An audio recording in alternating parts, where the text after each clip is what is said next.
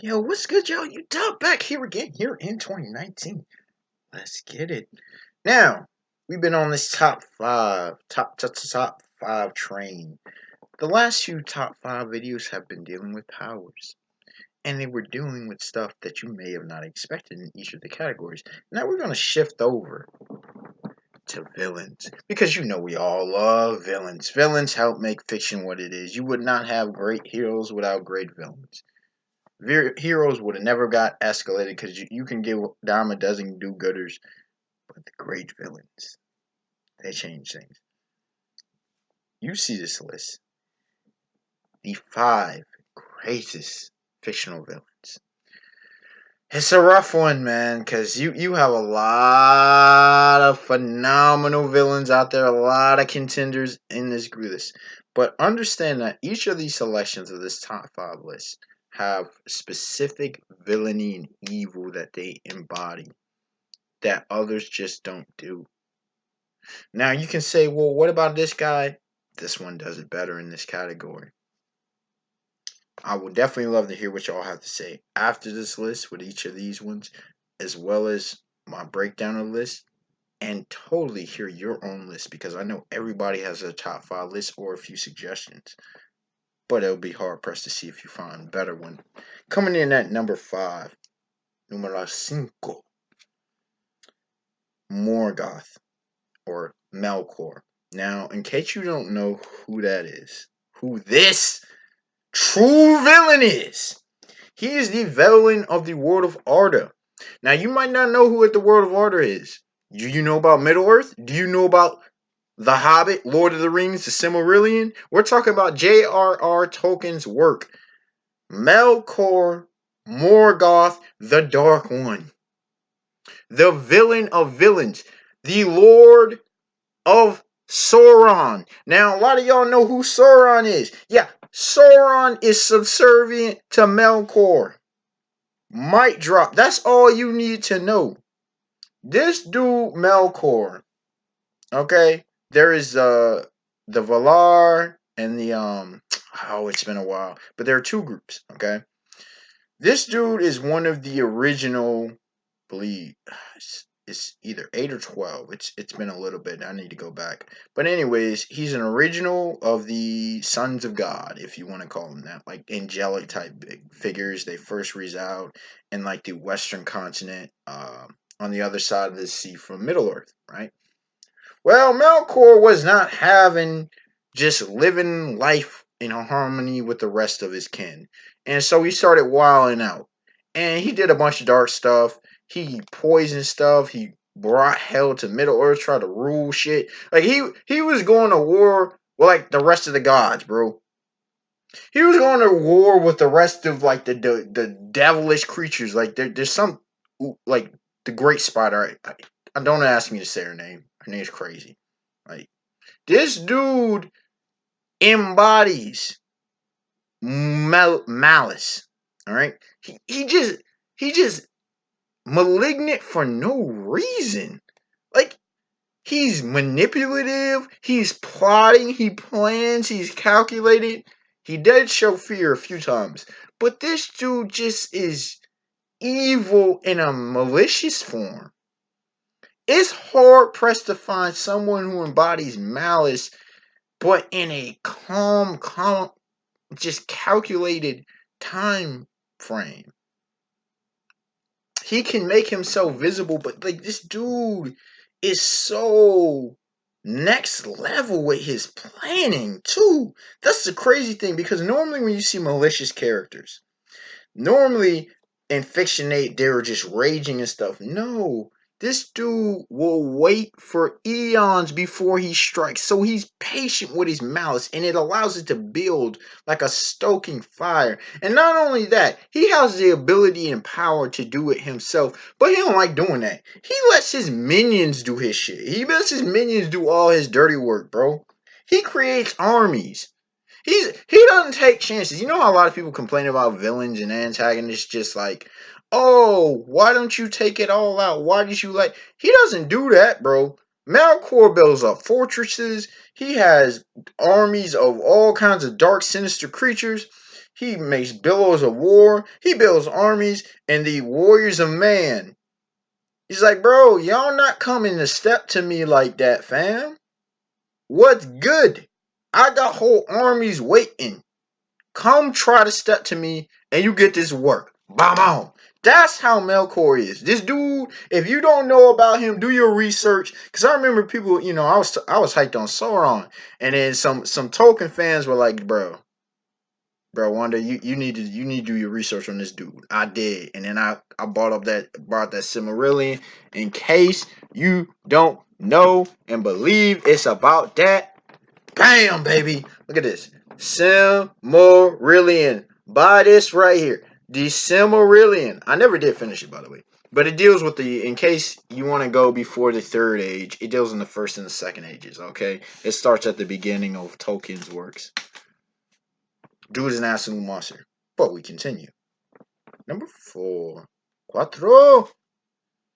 We coming in at Kid Buu, one of the most underrated villains in history, but easily one of the greatest villains. Best villain in Dragon Ball, hands down. I know a lot of people like to bring up Frieza. A lot of people like to bring up Demon King Piccolo. They like to bring up Vegeta, Cell, even though Cell's villain is questionable. You got baby Vegeta, baby, which okay, it's reasonable.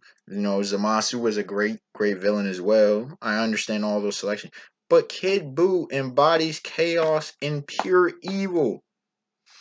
This whole thing about Kid Buu being mindless is just flawed. You compare Buu to the other forms. Buu, Fat Buu, all right, Majin Buu.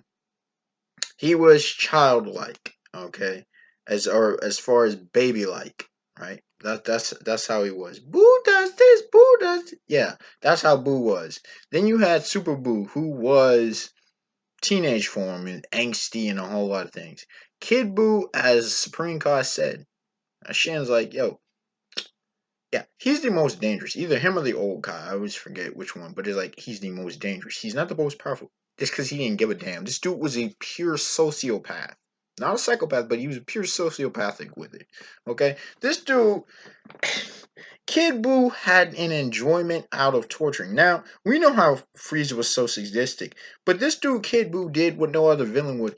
He went and blew up planets.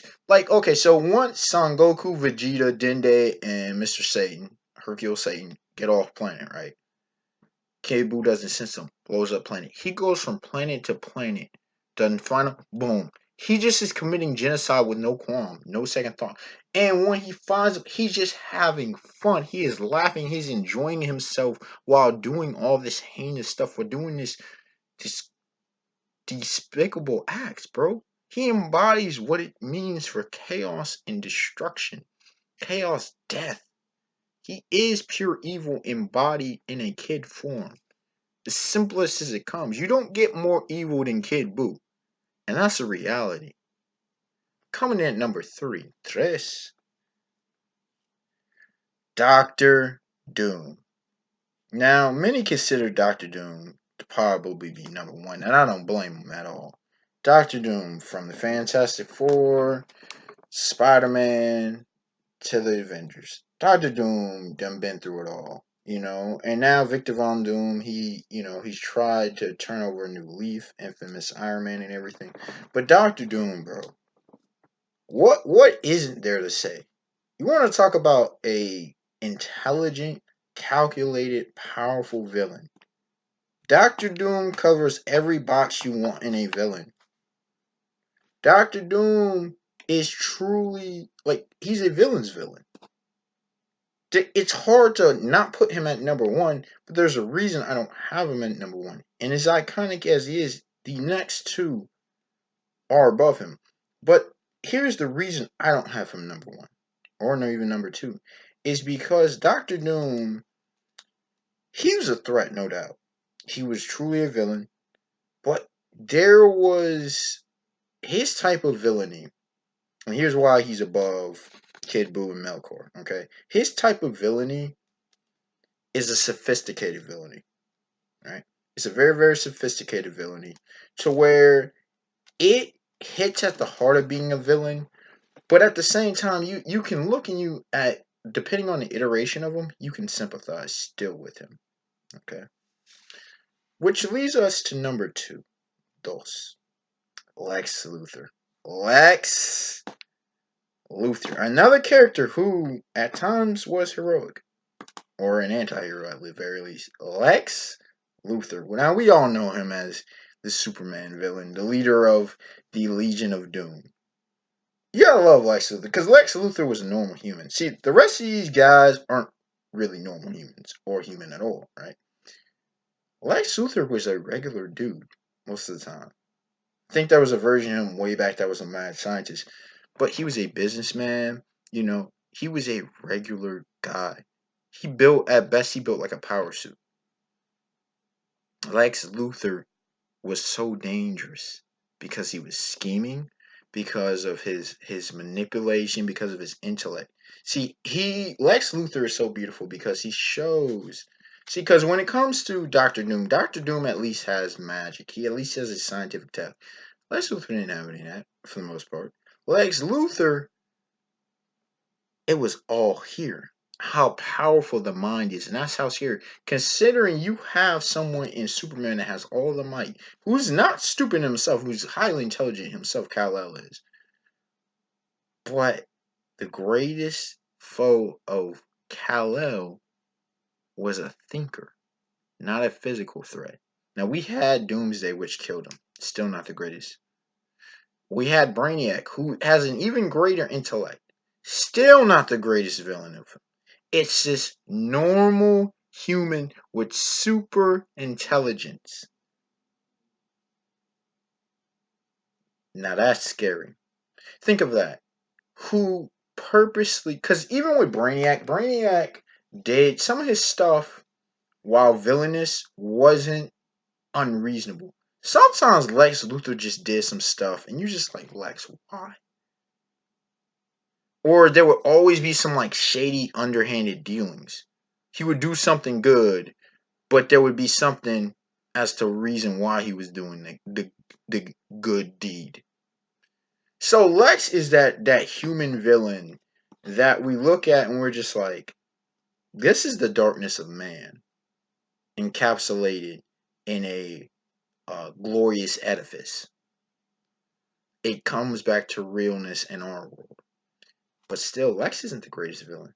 Number one, y'all should know who the greatest villain is, especially if you talk to me and know me.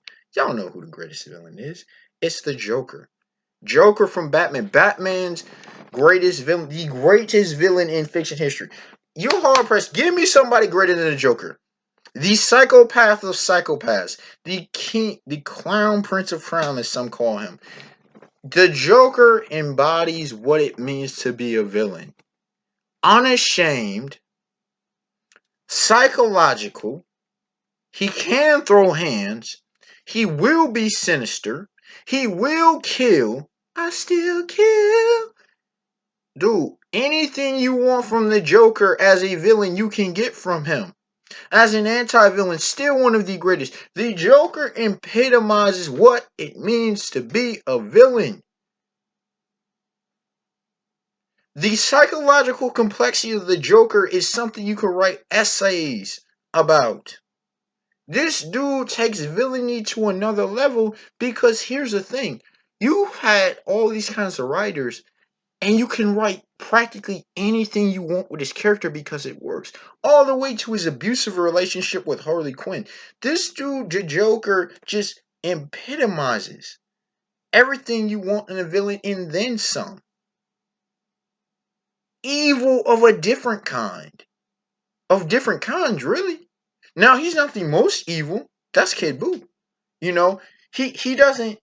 He might not be the most manipulative mastermind on the level of a Lex Luthor or Melkor.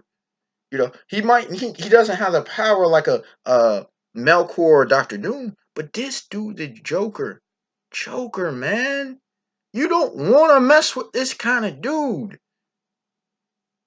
because you're going up against someone who's thinking on a completely different wavelength.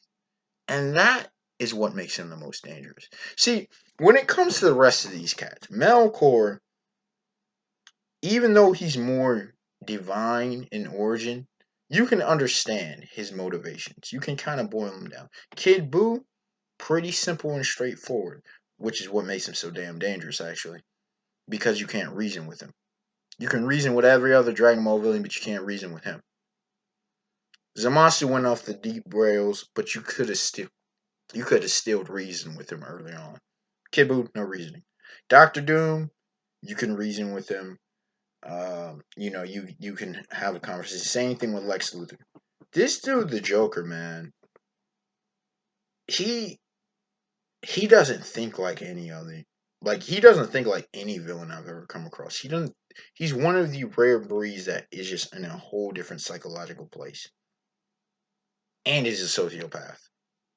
I mean, psychopath. Excuse me. Sociopath is Scarecrow Jonathan Crane, but he's a psychopath. Okay, he's not sociopathic. Although at times, depending on the iteration, he has had some sociopathic tendencies, but he's really a psychopath on in a next level psychopath, which is mad dangerous. A psychopath with no moral restrictions is devastating. Truly. Unexpected one. Like, comment, subscribe. Tell me your thoughts. Like I said, I want to hear what your list. Please let me know what you think of this list, and let me know other lists that you would want me to do in my top 5 series. There are more villains lists and more top 5 definitely down the line. No problems. And till next time, y'all, have a beautiful day, beautiful night. Peace.